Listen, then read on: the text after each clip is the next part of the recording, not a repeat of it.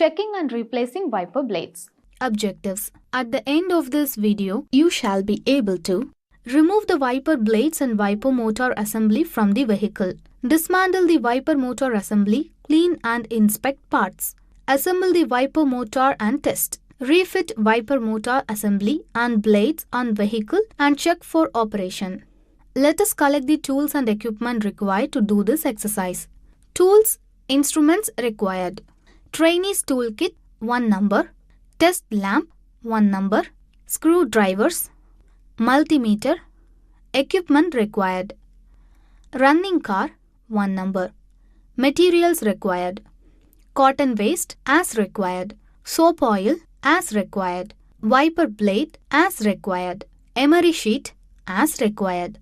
An automobile wiper motor is a device that powers the windshield wipers, clearing rain, snow, or debris for visibility.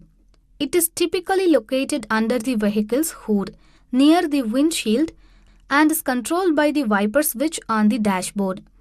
The motor moves back and forth, activating the wiper arms and blades to sweep across the windshield, improving driver visibility in various weather conditions. Task 1. Remove the wiper blades and wiper motor assembly from the vehicle. Loosen the wiper blades fixing bolt or screw. Pull out the blade assembly from the milling. Disconnect the wires from the wiper motor. Disconnect the operating lever or cables. Loosen the mounting bolts and nuts. Remove the motor with the extending arm. Task 2. Dismantle the wiper motor assembly, clean and inspect parts. Remove the gearbox cover fixing screws and lift the cover. Remove the circlip and the flat washer. Remove the gear, assembly and connecting rod. Remove the through bolts from the motor housing. Remove the housing carefully and place it vertically. Remove the armature from the gearbox housing. Clean the dust and dirt from all the parts by using a nylon brush and cloth. Testing motor field winding armature brush and brush tension spring.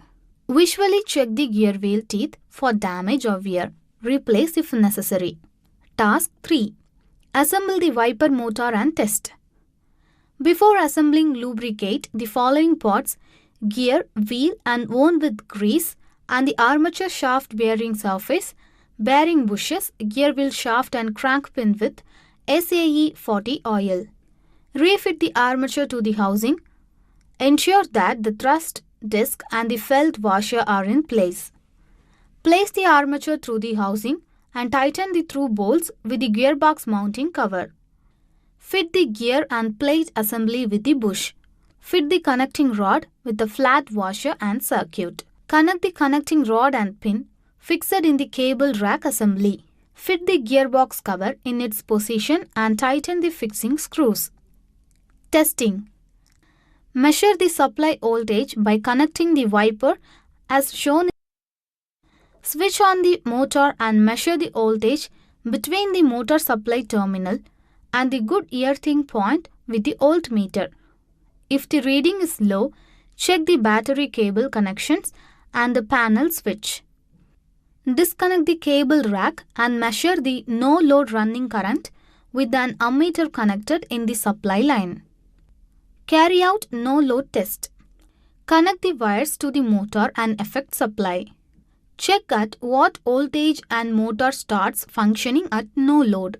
For a 12-volt system, the motor should start running from 4 volts.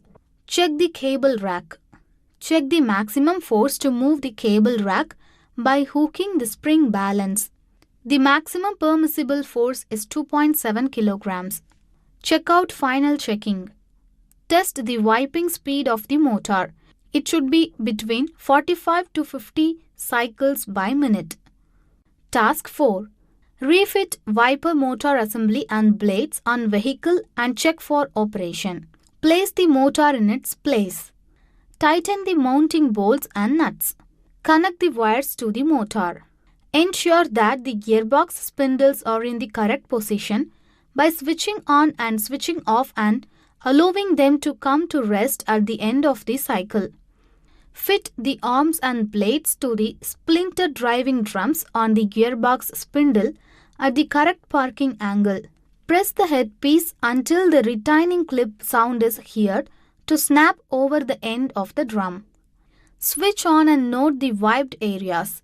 If necessary, change the position of the arms by removing and refitting them in the appropriate position. Do not attempt to turn the spindle by hand force. Recap.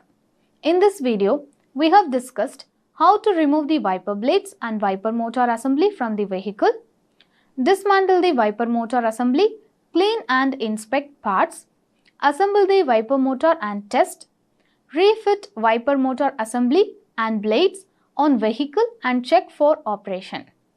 Hope you have a clear understanding of this. Do this exercise with the help of your instructor. Thank you. Perform troubleshooting and remedy for windshield wiper and washer, no operation, intermittent operation, continuous operation, and wipers will not park. Hello, I hope you are all excited for today's session. In this module, we are going to learn how to perform troubleshooting and remedy for windshield wiper and washer no operation, intermittent operation, continuous operation, and wipers will not park. Objectives. At the end of this video, you can able to identify the defects in wiper motor and blades. Let us collect the tools and equipment required to do this exercise. Tools, instruments required. Trainees toolkit, 1 number. Screwdrivers, multimeter. Equipment required. Running car, 1 number. Materials required. Cotton waste as required. Soap oil as required. Wiper blade as required. Wiper motor as required. Wiper nozzle as required. Washer as required. Washer container as required. An automobile wiper motor is a device that powers the windshield wipers, clearing rain, snow, or debris for visibility. It is typically located under the vehicle's hood near the windshield and is controlled by the wiper switch on the dashboard. The motor moves back and forth, activating the wiper arms and blades to sweep across the windshield, improving driver visibility in various weather conditions. Introduction to the wiper system and overview of a car's wiper system components, wiper motor, blades, understanding the importance of a functioning wiper system for clear visibility. Inspecting wiper blades. Close-up of worn, cracked wiper blades on a windshield. Checking the condition of wiper blades for signs of wear and tear. Car windshield being sprayed with water, wipers leaving streaks. Activating the wiper system to the test blade performance in wet conditions. Mechanic lifting wiper arm to adjust blade alignment. Ensuring proper blade alignment for full contact with the windshield. Listening for unusual noises and checking motor operation. Check the wiper switch and blade. Check the wiper washer. Check the electrical wire connections. Check the wiper blade movements. Multimeter measuring voltage at wiper motor terminals. Mechanic checking wiper motor grounding points for corrosion. Ensuring a solid ground connection for the wiper motor. Close-up of worn wiper motor linkage components. Examining the wiper motor linkage for worn or broken parts. Replacing worn blades. Windshield wiper troubleshooting. Serial number, causes, remedies. 1. Wiper blade unserviceable. Replace. 2. Wiper motor not work. Repair or replace. 3. Wiper blade loose mounting. Tighten the mounting. 4. Wiper motor loose fitting. Tighten the loose fitting. 5. Wiper motor gear teeth worn out. Replace the gears. 6. Wiper connecting rod bend. Replace. 7. Wiper motor noise. Repair or lubricate. 8. Wiper motor armature short circuit. Replace armature. 1. No water in washer container. Fill water.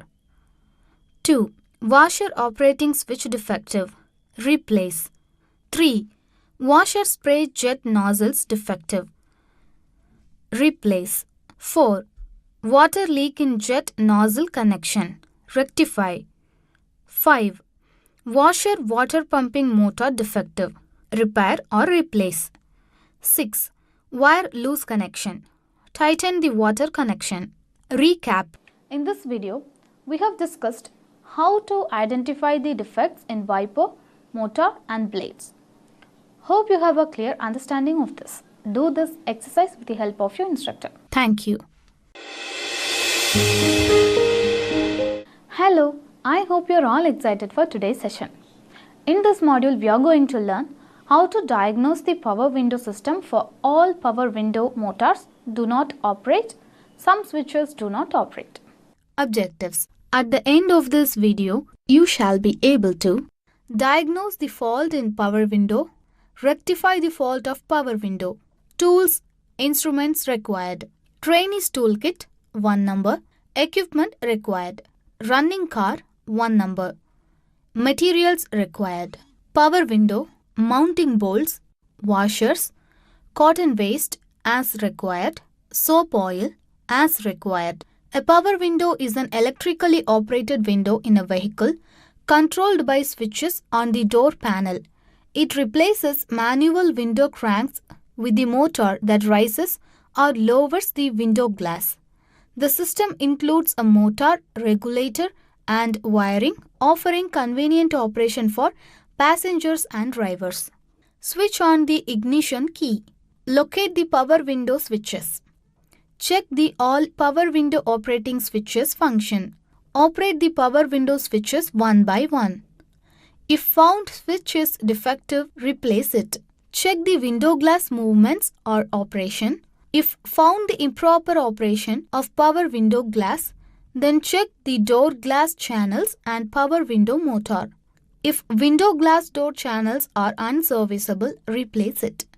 When power window glass operating switch is on but there is no window glass movement, means motor is defective, replace the motor. If motor is running properly but glass is not lifting, means window glass lifting regulator is defective, replace it. Check the power window for external and internal damages. If any major damage in door, replace the door with new one. Recap. In this video, we have discussed how to diagnose the power window system for all power window motors do not operate, some switches do not operate. Hope you have a clear understanding of this. Do this exercise with the help of your instructor. Thank you. Diagnose the power door lock control for all power door locks do not operate, only one power door lock not operate. Hello, I hope you are all excited for today's session. In this module, we are going to learn how to diagnose the power door lock control for all power door locks do not operate, only one power door lock do not operate. Objectives. At the end of this video, you shall be able to diagnose and service power door lock problems. Let us collect the tools and equipment required to do this exercise. Tools, instruments required. Trainee's toolkit, 1 number. Multimeter, 1 number. Equipment required. Vehicle with power window. Materials required. Door switch as required. Cotton waste as required. Soap oil as required. Power door locks are a feature in modern vehicles that allow the driver or passengers to lock or unlock the doors with the press of a button, often on a key fob or inside the vehicle. Check the door lock fuse. Locate the fuse box in your vehicle. The owner's manual or a diagram on the fuse box cover will help you identify the power door lock fuse. Use a test light or multimeter to check if the fuse is blown. If the fuse is blown, replace it with a new one of the same amperage rating. Inspect the power door lock switches. Remove the door panel where the non-functioning switch is located. Refers to the repair manual for your vehicle for the specific process. Check the power door lock switches for any visible damage, corrosion or loose connections. Use electrical contact cleaner to clean the contacts of the switch. Test power at the switch. Turn the ignition to the on position without starting the engine. Use a multimeter to test for power at the door lock switch. Probe the wires leading to the switch to ensure they are receiving power. If there is power, move to the next step. If not, there may be an issue with the wiring or the main power supply. Check wiring and connections. Trace the wiring harness from the switch to the door jamb where it enters the vehicle. Look for any visible damage, cuts or frayed wires. Check the wiring harness connectors for corrosion, loose pins or disconnections. Repair or replace any damaged wiring or connectors. Test power at the door lock actuator. The door lock actuator is what physically moves the lock mechanism. Remove the door panel to access the door lock actuator. Refer to the repair manual for your vehicle for the specific process. Disconnect the electrical connector from the door lock actuator. Turn the ignition to the on position. Use a multimeter to test for power at the actuator connector while operating the door lock switch. If there is power but the actuator does not move, the actuator may be faulty and needs replacement. Test the actuator. Remove the door lock actuator from the door. Apply power directly to the actuator using jumper wires from the battery. If the actuator does not move, it is faulty and needs to be replaced. Check the door lock rods and mechanism. Sometimes the issue might not be electrical but mechanical. Ensure the door lock rods are properly connected to the door lock actuator. Check for any obstructions or binding in the door lock mechanism. Test additional door lock switches. If only one door lock switch is not working, swap it with a non-working one from another door. If the swapped switch now operates the non-functioning door lock, the original switch is likely faulty. Test the door lock relay.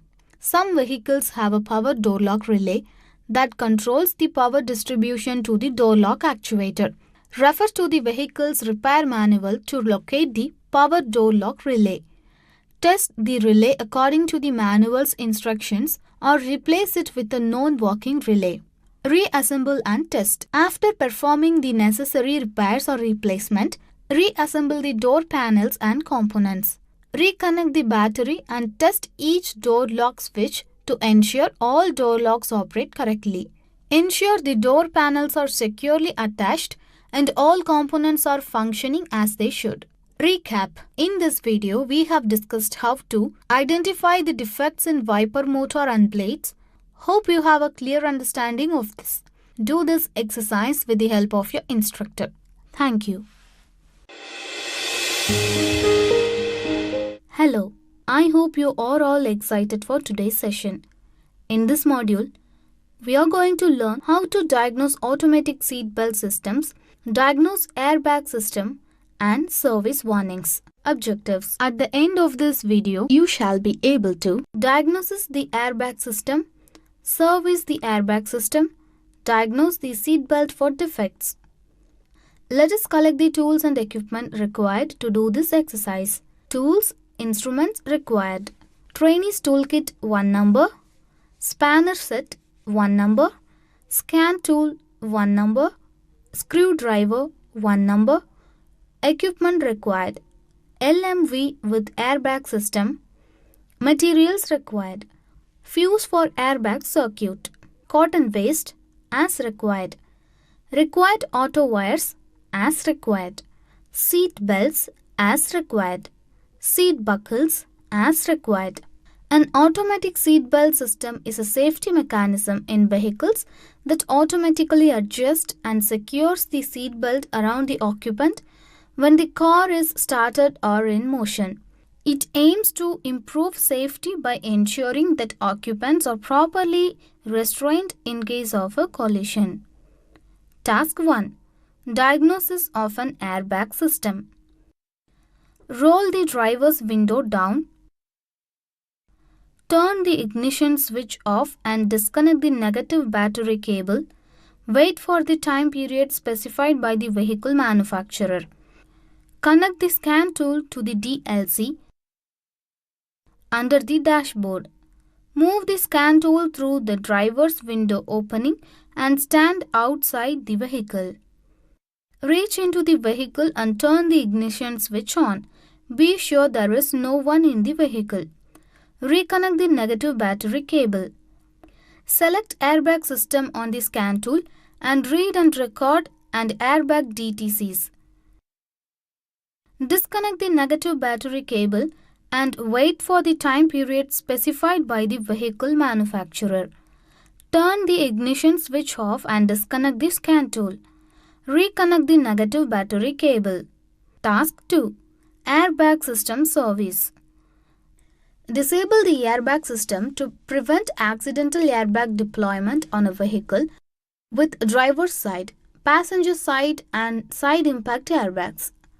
Turn the steering wheel until the front wheels are in the straight ahead position. Turn the ignition switch off and remove the ignition key from the switch.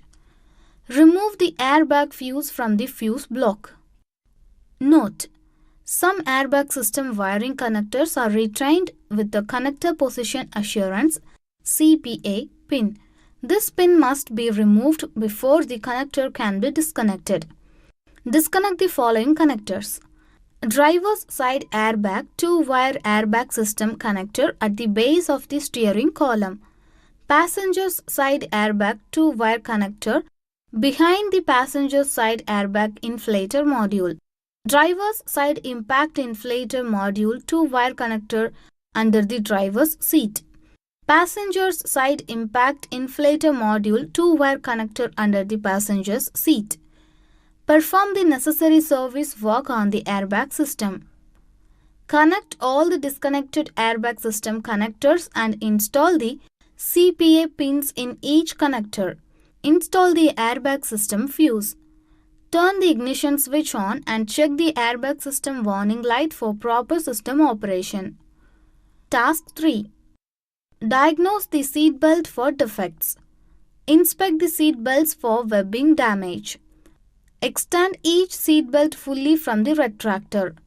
Check the webbing for cuts, broken or pulled threads, cut loops at the belt edge and boved.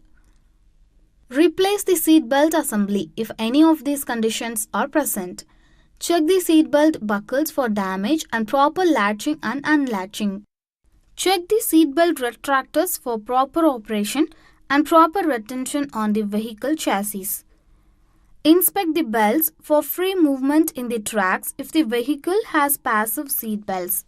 Confirm the seat belts moves through its complete travel without sticking when the door is opened and closed. Recap. In this video, we have discussed how to diagnose the airbag system, service the airbag system, diagnose the seat belts for defects. Hope you have a clear understanding of this. Do this exercise with the help of your instructor. Thank you. Identify air conditioning components, performance test on AC unit. Hello, I hope you are all excited for today's session. In this module, we are going to learn how to identify air conditioning components, performance test on AC unit. Objectives. At the end of this video, you shall be able to identify all HVAC components of a motor car. Let us collect the tools and equipment required to do this exercise. Tools, instruments required. Trainee's toolkit, 1 number. Spanner set, 1 number. Equipment required. Vehicle with AC. Materials required. Pointer, 1 number. Cotton waste as required. Identify all HVAC components of a motor car. Place the vehicle in park or neutral with the emergency brake set. Raise the hood and disconnect the negative battery cable. Locate the compressor and supporting device. Identify the compressor clutch. Locate the expansion valve and its supporting device. Locate ventilation blower and its support system. Locate filter dryer. Locate high pressure service connections. Locate the pressure switch. Locate the condenser. Locate fan. High pressure pipe in gaseous state. High pressure pipe connection in liquid state. Low pressure pipe connections in liquid state. Low pressure pipe in gaseous state. Performance test on AC unit. Install manifold gauge set. Close high pressure and low pressure valves. Connect the high pressure hose to the discharge service valve of the compressor. Connect the low pressure hose to the suction service valve of the compressor. Run the engine and operate the car AC. Set the blower switch at high speed in AC switch on temperature control, at cool and airflow control at vent. Keep all window glasses open. Position the thermometer bulb in cool air outlet. Supply grill outlet. Place psychometer close to the inlet of the cooling unit. Place the psychometer near the cool air outlet. Wait until AC system stabilizes for about 20 to 30 minutes. Check that the reading on high pressure gauge is 14.0 to 15.5 kg by centimeter square, 200 to 230 psi. If the reading is too high, pour water on the condenser. If reading too low, cover the front of the condenser. Check that the reading on the dry bulb thermometer at the air inlet is 25 to 35 degrees Celsius, 77 to 95 Fahrenheit. Check the performance of the air conditioning system. Compare the dry bulb and wet bulb temperature with psychometer chart and dry bulb readings of the psychometer at the air inlet. After measuring the temperature of the wet and dry bulb thermometer at the evaporator air inlet, relative humidity percentage can be obtained. Example, supporting dry and wet bulb temperature at the evaporator air inlets are 25 degrees Celsius, 77 degrees Fahrenheit and 19.5 degrees Celsius, 67 degrees Fahrenheit respectively. The pointer of intersection of the dotted lines in the graphic is 60%. Measure the dry bulb temperature at cool air outlet and calculate the difference between inlet dry bulb and outlet bulb temperature. Check the intersection of the relative humidity and temperature difference between two hatched lines. Recap. In this video, we have discussed how to identify all HVAC components of a motor car, remote keyless entry system. Hope you have a clear understanding of this. Do this exercise with the help of your instructor. Thank you. Check charged state of refrigerant, inspecting and adjusting an engine drive belt, replacing an engine drive belt. Hello, I hope you're all excited for today's session. In this module, we are going to learn how to check charged state of refrigerant, inspecting and adjusting on engine drive belt, replacing an engine drive belt. Objectives. At the end of this video, you shall be able to check the charged refrigerant, check the engine drive belt, replace the engine drive belt. Let us collect the tools and equipment required to do this exercise. Tools, instruments required. Trainees toolkit, 1 number. Equipment required. Vehicle with AC. Materials required. Refrigerant as required. Cotton waste as required. Engine drive belt as required. Compressor drive belt as required. Soap oil as required. Checking the charged state of refrigerant and engine drive belt in a vehicle's air conditioning system is a maintenance procedure aimed at ensuring the system operates efficiently. This involves assessing the level of refrigerant, which is essential for cooling, and inspecting the condition of the engine drive belt, also known as the serpentine belt, responsible for driving various components including the AC compressor. Task 1. Check refrigerant charge. Run engine at fast idle. Operate air conditioner at maximum cooling for a few minutes. Check amount of refrigerant. Observe the side glass on the receiver. Item, symptom, amount of refrigerant, remedy. 1. Bubbles present in side glass. Insufficient. Check for leak with gas leak test. 2. No bubbles present in side glass. None, sufficient or too much. Refer to items 3 and 4. 3. No temperature difference between compressor inlet and outlet. Empty or nearly empty. Evacuate and charge system. Then check for leak with gas leak tester. Refer to items 4. Temperature between compressor, inlet and outlet is noticeably different, proper or too much. Refer to items 5 and 6. 5. Immediately after the air conditioner is turned off, refrigerant inside glass stays clear. Too much. Discharge the excess refrigerant to specified amount. 6. When the air conditioner is turned off, refrigerant foams and then stays clear. Proper. Task 2. Visual inspection of engine drive belt. Check V-belt tension. A slack V-belt slips, reducing compressor speed and limiting refrigerative capacity. To prevent such trouble, the following pre-inspection is recommended. Push down on the center of the V-belt with the finger and check the distance it moves.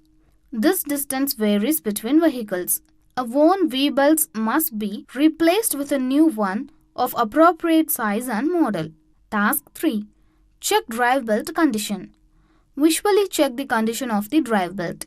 If found damaged engine drive belt, fit the new fan belt and pull the belt and check the tension of the belt. Task 4. Check and adjust belt tension. Check the tension of the belt in comparison with the commanded value given in service manual. Measure the tension value using a tension gauge. Normally, the belt running time is about 600 km speed, but if the belt is in good condition, just check the belt for any broken or torn cords or portions. Some cars may have an idler pulley to adjust belt tension. Adjust the idler pulley and accordingly adjust belt tension. Recap. In this video, we have discussed how to check the charged refrigerant, check the engine drive belt, replace the engine drive belt. Hope you have a clear understanding of this. Do this exercise with the help of your instructor. Thank you. Perform refrigerant recovery, evacuating charging of AC system, replenishing compressor oil level, troubles diagnose and remedy for no cooling or warm air. Cool air comes out only intermittently, insufficient cooling. Hello, I hope you are all excited for today's session. In this module, we are going to learn how to perform refrigerant recovery, evacuating charging of AC system, replenishing compressor oil level, troubles diagnose and remedy for no cooling or warm air. Cool air comes out only intermittently, insufficient cooling. Objectives. At the end of this video, you can able to drain refrigerant in AC system, evacuate refrigerant in AC system, charge the system with refrigerant. Let us collect the tools and equipment required to do this exercise. Tools, instruments required. Trainees toolkit 1 number, owner's repair manual 1 number, socket set 1 number, equipment required. Vehicle with AC, recovery vacuum pump, recovery tank, manifold gauges, materials required.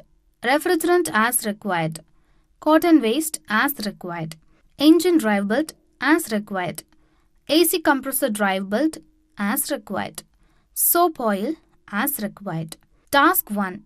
Drain refrigerant in AC system. Place the vehicle in park or neutral with emergency brake set.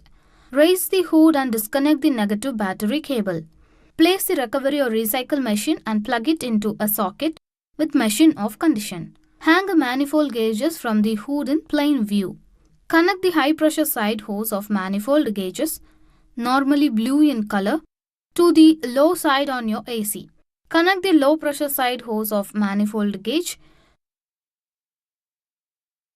to the low side on your AC line. While connecting the hoses, you must unscrew a small dust cap from the low or high side nozzle and push hose onto the quick release nozzle.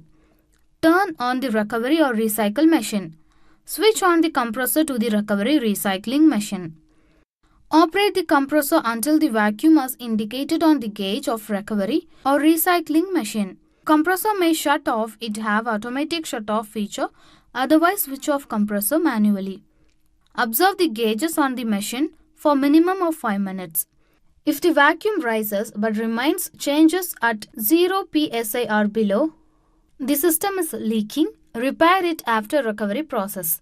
If the vacuum reading changes to a pressure above 0 psi, The refrigerant was not completely removed from the system. Then repeat steps above from 5 to 10. If the vacuum holds steady for a minimum 2 minutes, then the recovery is good. Close all the manifold gauge hand valves, service hose valves and recovery system in valve. Disconnect all the manifold gauge and cap all fittings. Task 2. Evacuate refrigerant in AC system. When the refrigerant in the system is discharged or recovered, the system needs to be evacuated. Connect the vacuum pump to the system. Recommended refrigerant oil is to be added before evacuating the system. Use mineral oil for R12 and PAG oil for R134 a system. The oil circulates with the refrigerant through the system.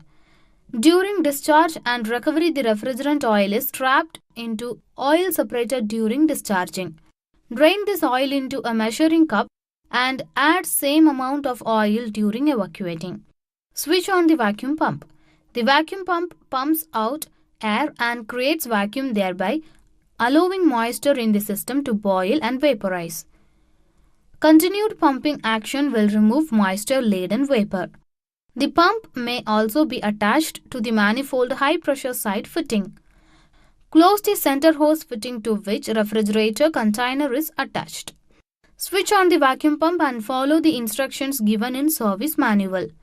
After the pump has run for about 10 minutes, make a quick check for leakage. Then close both manifold valves, low and high side.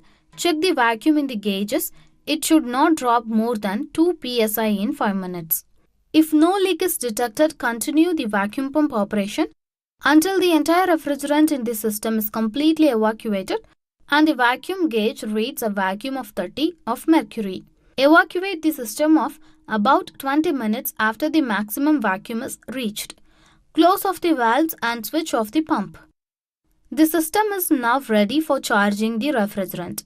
The unit tank must contain a sufficient amount of R134 refrigerant for charging. Check the amount of refrigerant in the tank. If there is less than 3.5 kg, 8 pounds of refrigerant, add new refrigerant to the tank.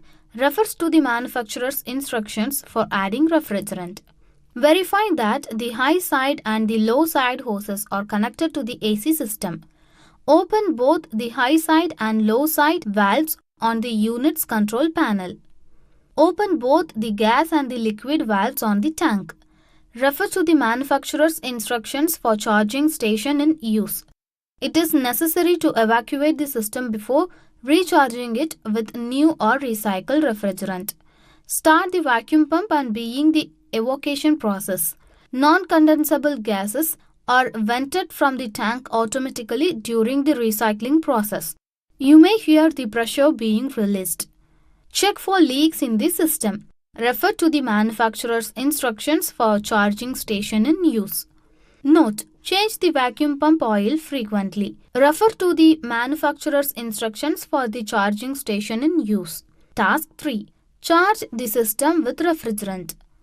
The system can be charged in many ways. Using portable service or charging station.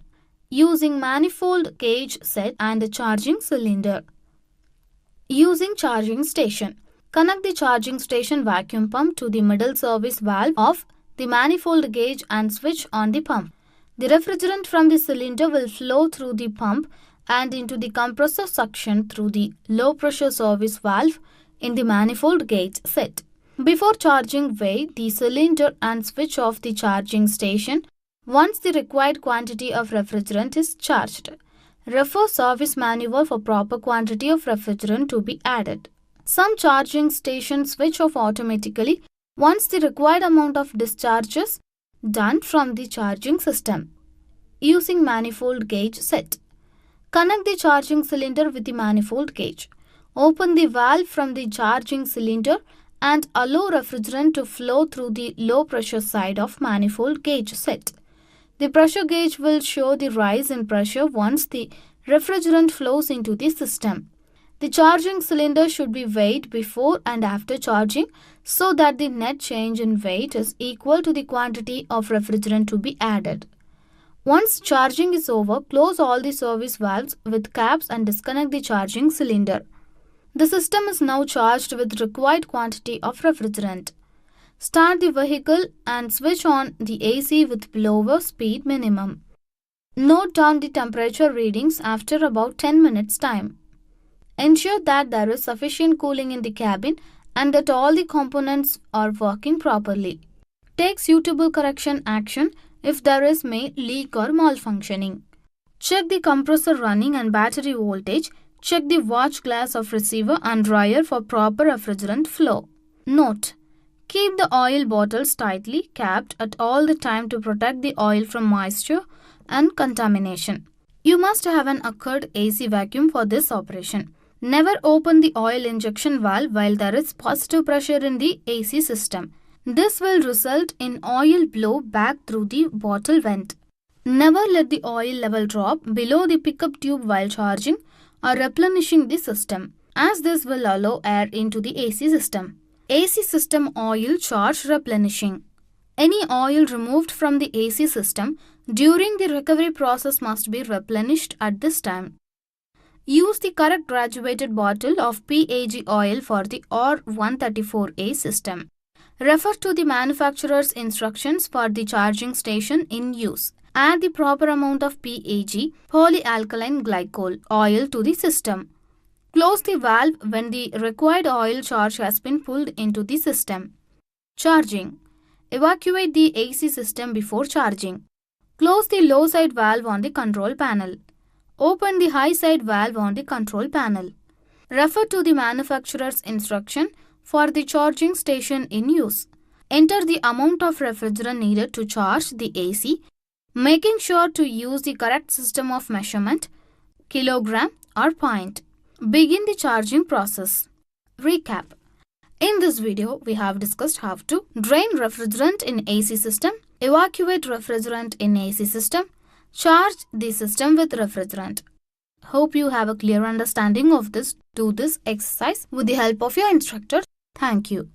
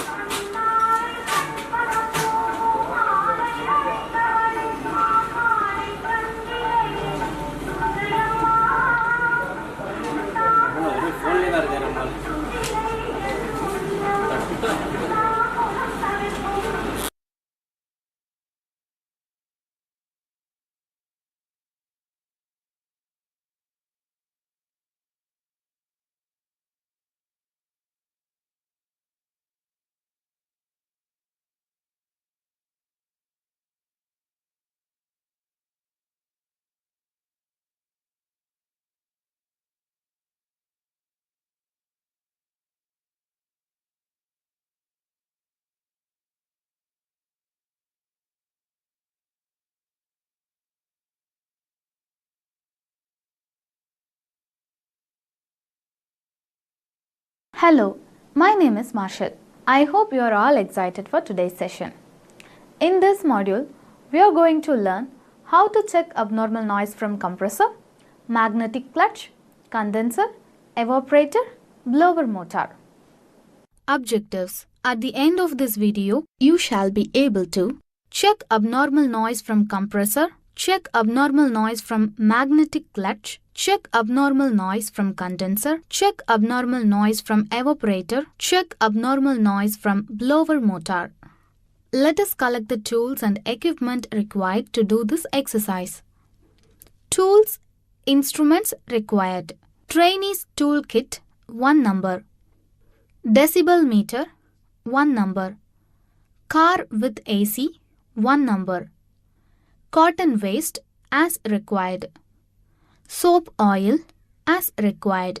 Abnormal noises from a car's AC compressor can indicate potential issues within the system, requiring attention to maintain proper cooling performance and prevent costly repairs. Task 1. Check abnormal noise from the compressor. Start the engine and switch on the AC.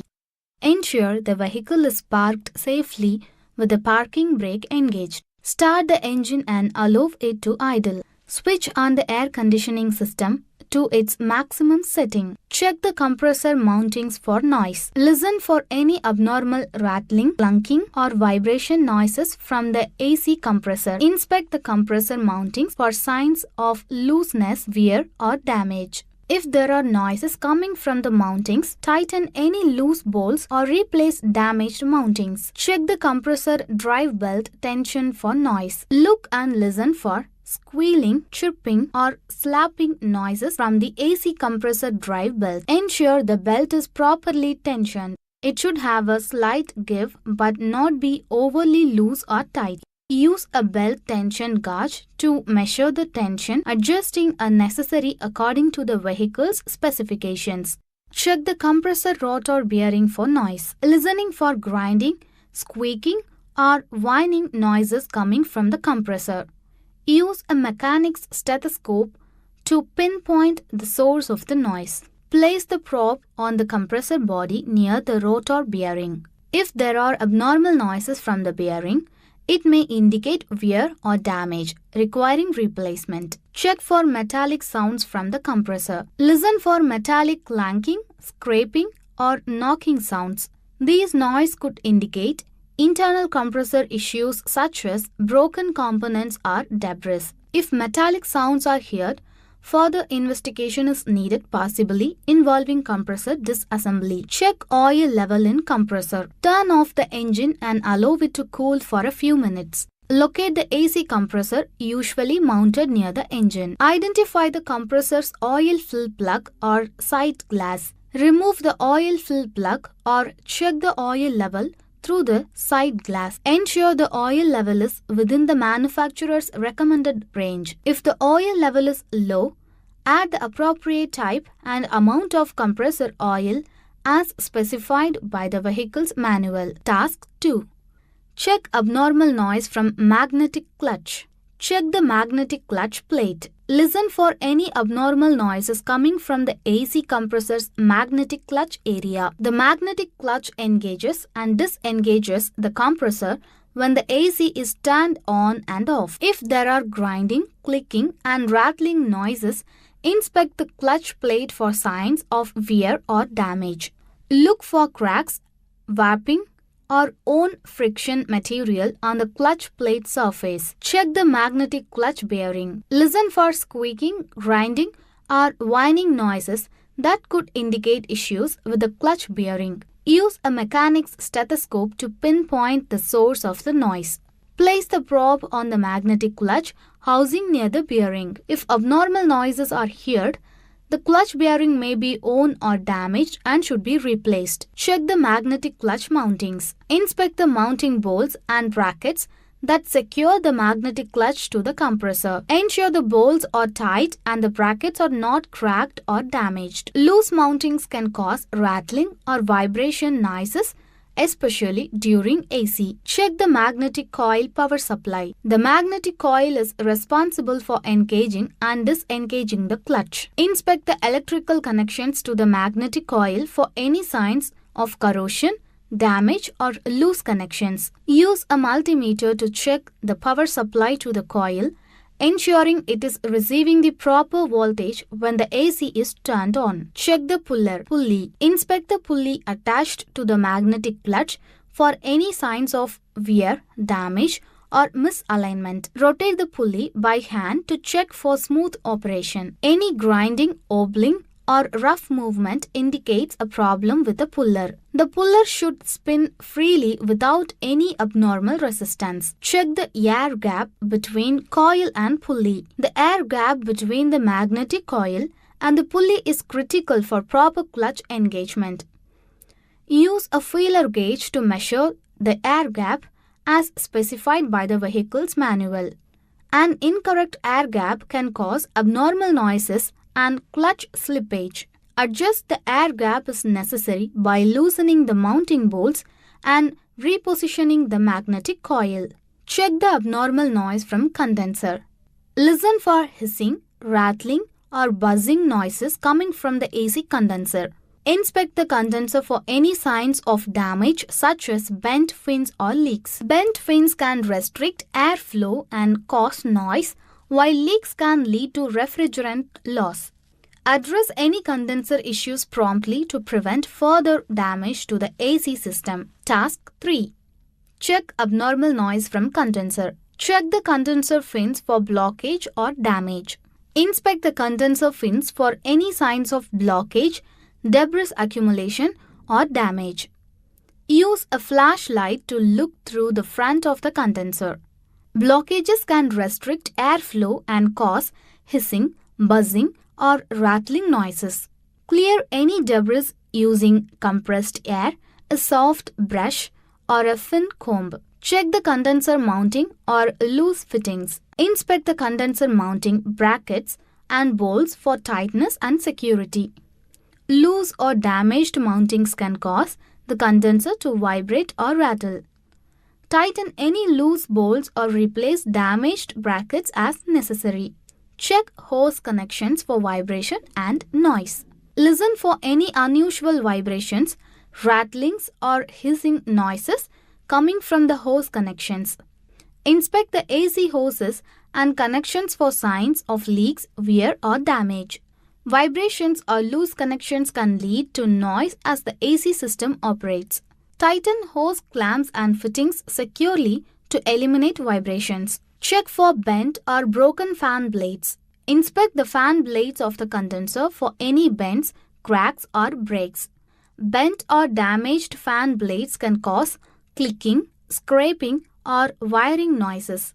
If blades are damaged, replace the entire fan assembly or individual blade. Task 4. Check the abnormal noises from the evaporator. Check the evaporator fins for damage and noise. Inspect the evaporator fins for any signs of damage, bending, or blockage.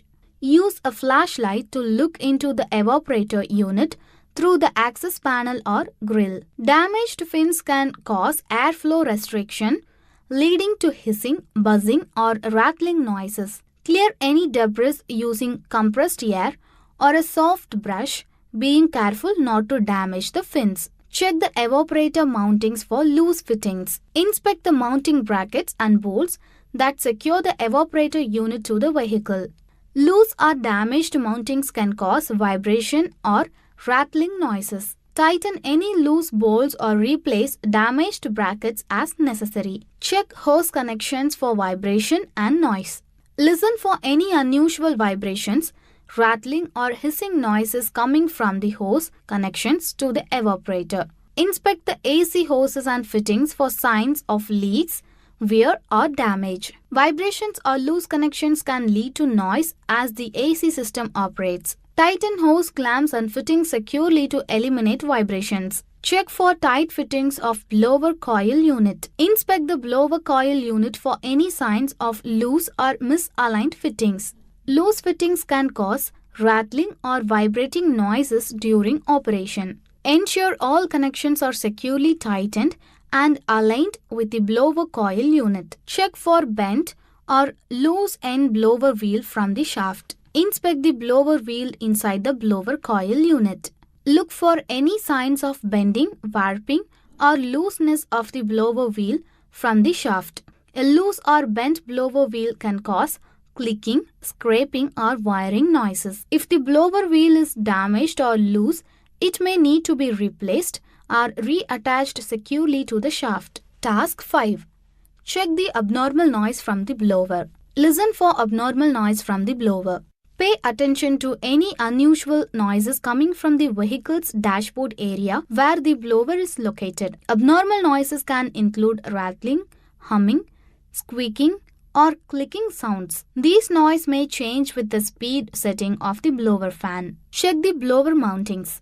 Inspect the mounting bolts and brackets that secure the blower assembly to the vehicle's dashboard. Loose or damaged mountings can cause vibrations and rattling noises. Tighten any loose bolts or replace damaged brackets as necessary. Check for blower blade contact with the body. Listen for any scraping or rubbing noises that might indicate the blower fan blades are hitting against the blower housing or body. Inspect the clearance between the blower blades and the housing. If the blades are touching the housing, it can create a loud noise and potentially damage the blower. Inspect the blower drive motor mountings. Locate the blower motor usually found inside the HVAC housing, heating, ventilation, and air conditioning.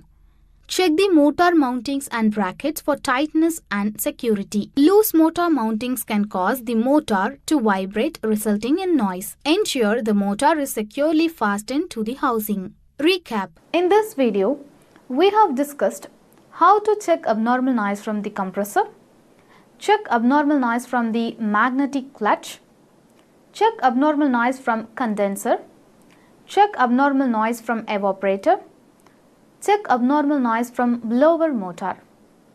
Hope you have a clear understanding of this. Do this exercise with your instructor. Thank you for watching this video. अरे गीता, तुम मेरे घर आई ये तो बहुत अच्छी बात है। वास्तव में मुझे इंटरनेट के बारे में कई महत्वपूर्ण बातों को समझने में तुम्हारी मदद की जरूरत है। जरूर चाचा, मैं यहाँ आपकी मदद और मार्गदर्शन के लिए आई हूँ। देखो गीता, जब मुझे ट्रेन से कहीं जाना होता है तो मुझे बहुत मुश्किल समय का सामना करना पड़ता है। जैसे मैं फसलों की मौजूदा कीमत पता करने के लिए